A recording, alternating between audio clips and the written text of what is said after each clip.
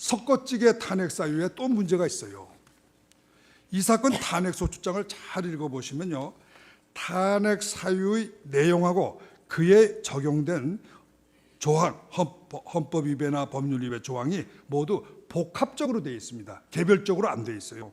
우선 이 미르재단 K스포츠 재단 사건이라는 거 바로 법률 위배 행위 1번, 2번입니다. 여기 사건을 보면요, 죄명이 어떻게 되어 있냐면 뇌물죄, 직권남용죄, 강요죄 이렇게 세 가지로 되어 있어요. 이게 개별화가 안 되어 있습니다. 그러니까 얼핏 보면은 한 개의 범죄 사실에 대해서 세 개의 범죄가 마치 상상적 경합이 된 것으로 이렇게 꾸며져 있어요. 그러나 이 세 개의 범죄가 섞여가지고 하나의 탄핵 사유가 된다는 건 말이 안 되는 거예요. 우리나라 헌법 제65조가 탄핵 사유를 직무집행에 있어 헌법 위배 또는 법률 위배로 명시하고 있는데, 이것은 헌법 위반 이런 탄핵 사유 하나, 법률 위반 이런 탄핵 사유 한 개, 이렇게 두 개의 탄핵 사유로 제한한 게 아닙니다. 탄핵의 대상이 되는 구체적인 직무집행이 뭐냐, 이걸 밝히고 그 구체적인 직무집행이 헌법이나 법률 어디에 위반되는가를 역시 구체적으로 밝혀야 되는 겁니다. 8개 법률 위반 사유의 핵심은 8개 법률 위반 사유의 핵심은 아까도 이야기했지만 미르재단하고 K스포츠 재단의 기업 출연금 770억 원, 이게 뇌물죄로 소추되는 한 거, 이게 제일 여러분들을, 국민들을 모두를 다 쇼크를 주게 한 가장 큰 탄핵 사유입니다. 만일에 국회가 이것을 뇌물죄로 띄어서 하나로 이렇게 독립된 탄핵 사유로 해가지고 예를 들어서 표결했다고 합시다. 과연 3분의 2 의원이 뇌물죄 적용하는데 찬성했겠습니까? 저는 아니라고 확신합니다. 왜냐하면 기업 출연금 770억 원은 박근혜 대통령이나 최순실이 한 번도 만져본 적도 없고 처음부터 끝까지 재단이 가지고 있었기 때문에 이거를 대통령이 이득했다 하는 건 삼척동자도 수긍하기 어려운 주장이에요. 그렇기 때문에 그 이영렬 서울지검장이라는 사람도 이 770억이니 뭐 이런 거 출연금 이거 뇌물죄로 기소 안 했습니다. 그런데 국회가 말이죠, 이걸 뇌물죄로 소추하는 거예요. 이걸 직권남용, 그냥 뇌물죄 이렇게 소추하는 게 아니라 직권남용죄, 뇌물 강요죄하고 섞어가지고 한 개의 탄핵 사유로 만들어서 소추하는 거예요.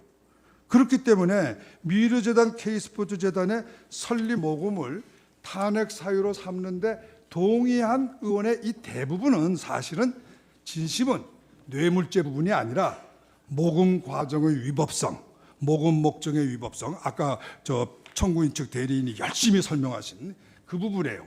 이렇게 보고 이 사유에 찬성했다, 저는 이렇게 보입니다.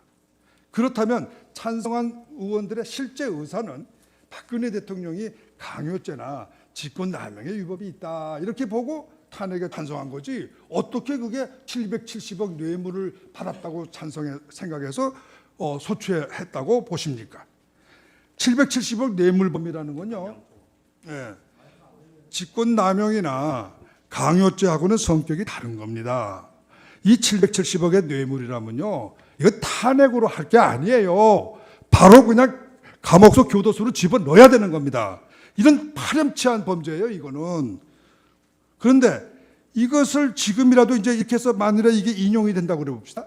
그러면 박근혜 대통령은 강요죄, 직권남용죄 플러스 뇌물죄니까, 770억 뇌물죄니까 종신형형 받고 교도소에서 평생을 마쳐야 되는 겁니다.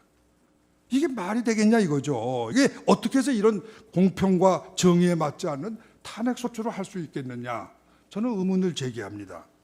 우리나라 법전 여러분들도 보셨겠죠. 어느 구석에도 뇌물죄, 직권남용죄, 강요죄 이걸 세 개를 다 합친 복합범죄는 존재하지 않습니다.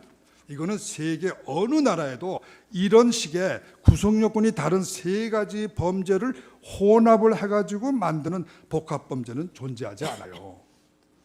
이거는 마치 사기죄, 공갈죄, 강도죄 이 세 가지를 한 개의 탄핵 사유로 묶은 거하고 똑같은 겁니다.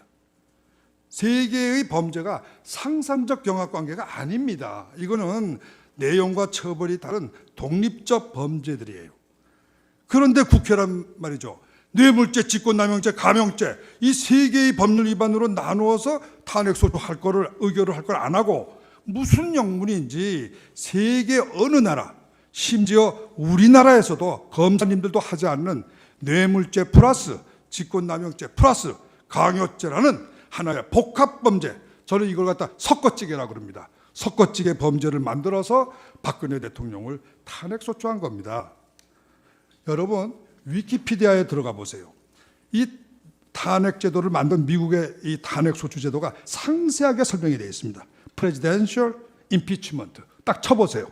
제가 쳐봤습니다. 그래서 제가 이 글을 쓴 거예요. 미국의 어느 탄핵소추장에도 두 가지, 세 가지 범죄를 섞어가지고 소추한 예는 없습니다.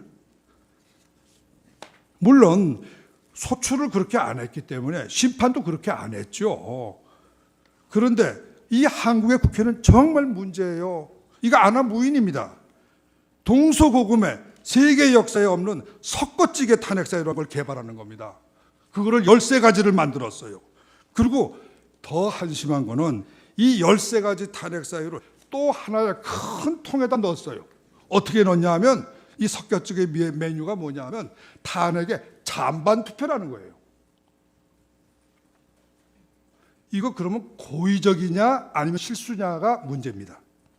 아까도 말씀드렸지만 Presidential Impeachment라고 위키피디아에 들어가서 쳐보시면은 미국 의회가 존슨 대통령, 닉슨 대통령, 클린턴 대통령을 탄핵 소추할 때 어떻게 만들었는지 과정과 그 내용이 상세하게 나와 있습니다.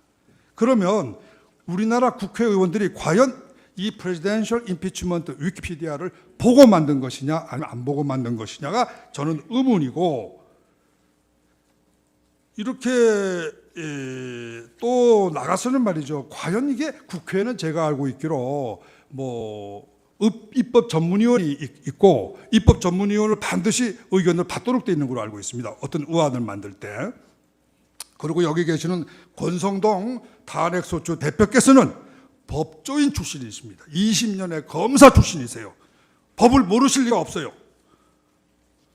근데 이분들이 과연 말이죠. 어떻게 해서 이런 탄핵 사유와 섞어찌개라는 그 역사에 없고 법절에 없는 이런 탄핵 소추안을 만들 수 있느냐. 참 저는 이것이 고의적이 아닐까 하는 의심이 들어요. 몰라서 했다는 건 믿어지지 않습니다.